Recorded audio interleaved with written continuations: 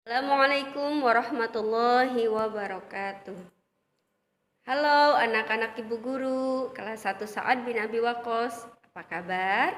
Mudah-mudahan Ananda semuanya dan ibu guru semua yang ada di sini, kita semua diberikan kesehatan, kemudahan, dan keberkahan. Amin. Hari ini kita akan belajar pelajaran Al-Quran Hadis. Ayo kita mulai pelajaran kita dengan sama-sama membaca Al-Basmalah. Bismillahirrahmanirrahim.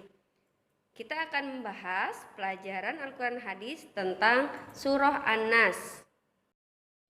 Surah An-Nas. Nah, di sini kita ada ayat Surah An-Nas yang pertama, ya. Ibu guru akan bacakan menggunakan ta'awudz dan basmalah. A'udzu billahi minasyaitonir rajim. Bismillahirrahmanirrahim. Qul a'udzu birabbin nas, malikin nas, ilahin nas, min syarril waswasil khannas, alladzi waswisu fi sudurin nas, minal jinnati wan nas. Kita akan membahas isi arti dari surah An-Nas. Surah An-Nas, nah An-Nas yang artinya manusia. Nah, surah An-Nas ini diturunkan setelah surah Al-Falaq. Nah, surah An-Nas yang pertama, Qul a'udzu birabbin nas.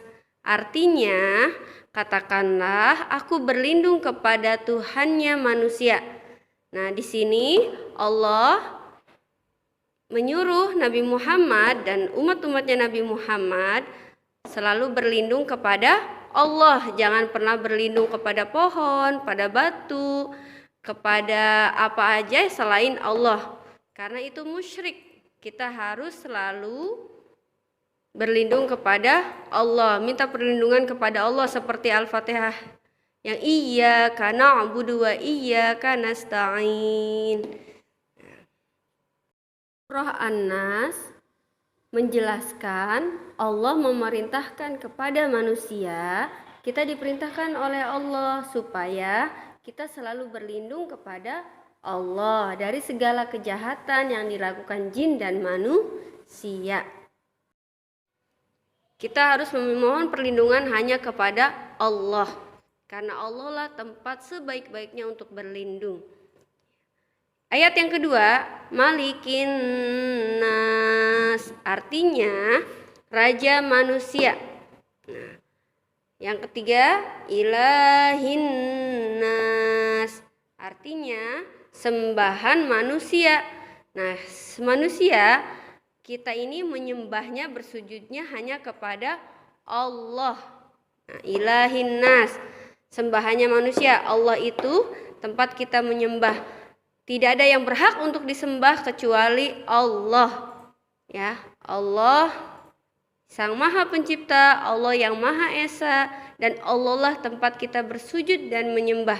Jangan pernah menyembah kepada selain Allah. La ilaha illallah, tiada Tuhan selain Allah. Tidak ada yang berhak disembah kecuali Allah. Ayat selanjutnya, ayat keempat. Min syarril waswasil khannas, artinya dari kejahatan bisikan setan yang bersembunyi.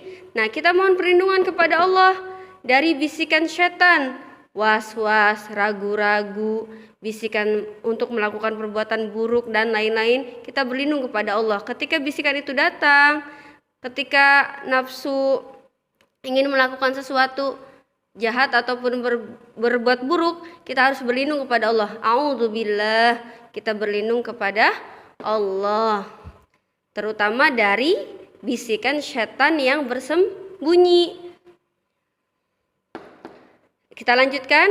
Alladzi waswisu fi sudurin nas, yang membisikkan kejahatan ke dalam dada manusia. Apa saja yang terdetik pada dada kita ya, bisikan yang jahat ataupun berbuat buruk, berarti itu bisikan syaitan. Harus kita berlindung kepada Allah. Ayat yang terakhir, minal jinnati wan nas, dari golongan jin dan manusia. Ajakan buruk, ajakan kejahatan itu bisa ajakan dari golongan jin dan manusia. Jadi manusia, teman kita atau siapa saja yang menyuruh kepada keburukan, jangan kita ikuti. Ya, terutama hawa nafsu dalam hati kita. Waktunya sholat tapi kita malas, nggak mau sholat, nggak mau sholat dulu sekarang. Nah, berarti itu godaan ya dari dalam diri kita, dari setan yang ada dalam kita. Jadi kita harus berlindung kepada Allah dari golongan jin dan manusia, entah itu dari diri kita sendiri atau dari orang lain. Itu pembahasan tentang Anas. Ananda silahkan buka kembali buku paket Quran hadis, dibaca, dipahami. Di situ ada cerita, silahkan dibaca dan dipahami ya, cerita dan kisah-kisah tentang surah Anas yang ada di buku paket. Nah, sekarang Ibu Guru akan bacakan kesimpulan pelajaran tentang surah Anas ya. Surah Anas, Anas tadi yang artinya manusia. Surah Anas diturunkannya kapan? Diturunkan di kota Mekah. Ya, di mana surah Anas itu diturunkan? Surah Anas diturunkan di kota Mekah. Surah Anas itu diturunkan setelah surah Al-Falaq. Kemudian surah Anas itu ada 6. Ada 6 ayat ya yang tadi kita bacakan. Kemudian surah Anas itu artinya manusia. Anas. Anas artinya manusia. Surah Anas baik dibaca ketika akan tidur. Nah, kalau mau tidur itu disunahkan, kata Rasulullah, kita disunahkan membaca surah An-Nas, Al-Falaq, Al-Ikhlas. Kemudian ada juga yang dilengkapi dengan ayat kursi. Nah, itu kita mohon perlindungan kepada Allah ketika mau tidur. Nah, kita akan mencoba menguraikan surah An-Nas satu ayat ya. Apa sih huruf hijaiyahnya yang ada di surah An-Nas ayat yang pertama? Qul a'udzu. Contohnya qul. Qul itu ku dari kata qaf, kemudian lam sukun. Qul. Nah, selanjutnya titik-titik selanjutnya Ananda kerjakan ada di buku paket ya.